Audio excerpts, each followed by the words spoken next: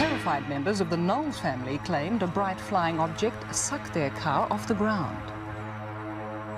A Perth family claims it's been confronted by a UFO while crossing the Nullarbor. Their stories being backed by other motorists, and the crew of 2 South Australian fishing boats have also reported being buzzed by a UFO. Faye Knowles and her 3 sons claim an orange blob picked their car up off the highway.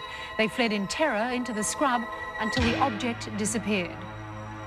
For the Knowles family, it was to have been a routine drive across the Nullarbor. That all changed as the family approached the town of Mundrabilla on the air highway. They claim that's when they had their unexpected and terrifying encounter with the unknown. The Knowles family of Perth were in their car heading across the Nullarbor plain when a bright light appeared above them, picked up their car and dropped it.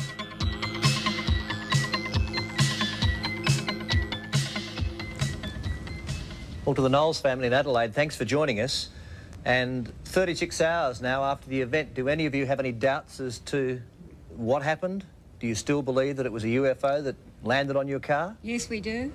Why do you believe that? Because we actually saw it, you know. It was chasing us, and it all of a sudden it landed on our car, and I put my hand out the window. What did you feel? It was like a sponge on the roof. It was a sponge.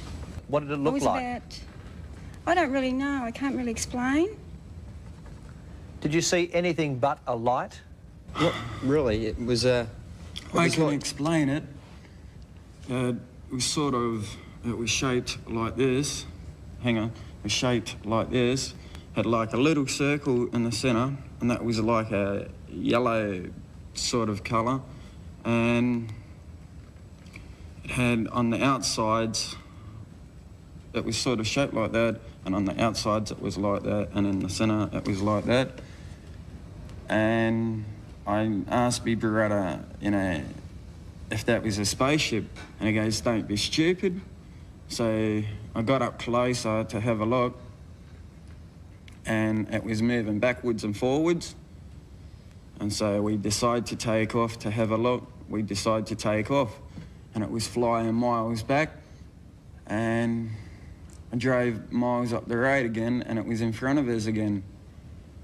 How high off the ground was it? It was on the ground. It was on the ground, facing us when we were driving along. And then, so it was moving along with you? Yeah, it was following us. And then eventually you tried to get away from it, is that right? It was still chasing us. Sean, you were driving. How fast did you get up to? I got up to about 200 kilometres. That's very fast. Have you driven that fast before? No, I haven't. And your car is capable of doing 200 kilometres an hour? Yeah.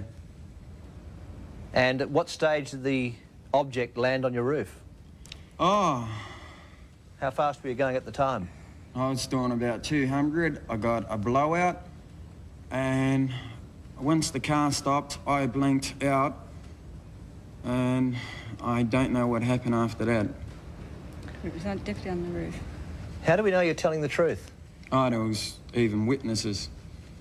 But a lot of people think that you are making it up. Do you realise that? That's not true. No way. When it landed on the car, what happened? We were screaming and yelling. And as soon as it landed on the car, that's when my tyre blew out. Smoke started coming in the car. Smoke started to come in the car. Probably like onions. And that's when I just blanked out. There was one report that your voices changed, is that correct? Yes, they did. They did. In what way? Really deep and slow and real deep. It was so deep, it's really hard to explain. More or less like our voice kind of died out as we were talking. If a car has a blowout at 200 kilometres an hour, there is a danger, isn't it, that it will overturn. How come you didn't? There was a weight on the roof. Was the car on the road at all times, or was it lifted off, as has been reported? We don't really know, but we think it has been lifted off the road.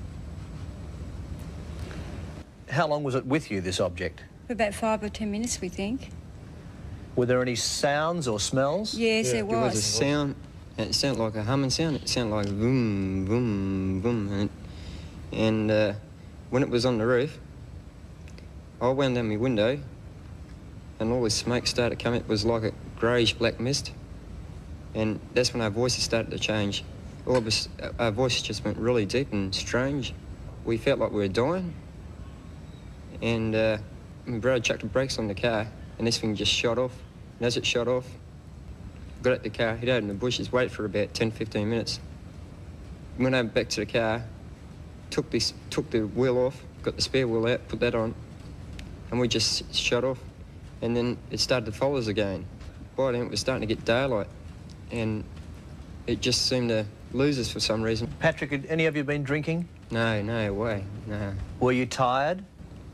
Not tired enough to see a thing like that. And How scared were you, Patrick? oh, really scared. Terrified. Scared as I've ever been. What were you feeling at the time when this was all We're happening? going to die. That's what I felt like. We just made us feel like we're dying. Have you had any unusual feelings since it happened? I won't turn the lights off at night. I'm too scared to go to sleep. Any other feelings? What about you, Wayne? How do you feel about it all? Pretty scary, mate. What was the worst part of it for you?